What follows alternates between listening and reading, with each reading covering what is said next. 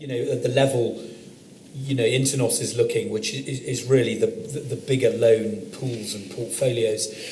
I think you've got to look, one, where the bank has decided the market is non-core. So that's clearly the British banks, coming back to Britain, particularly RBS and Lloyds HBOS. So therefore getting out of Germany, Holland, Spain, France.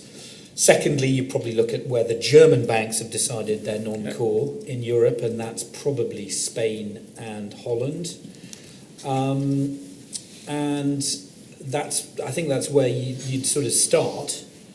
And then what happens? I mean, I'm looking at a situation at the moment that involves Portugal, and you look at and in this particular asset class in Portugal, which is one of the major food groups of property investing, there's been no transactions. There's not one single transaction in this asset class in Portugal in 2012.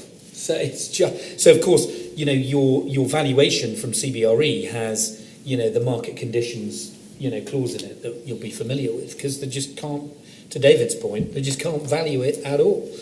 So I think a lot of people are looking at Iberia now. People are putting teams down. Yeah. We'll see what happens next. But whoa, that's pretty scary, some of the stuff down in Spain and Portugal. Okay. Portugal isn't.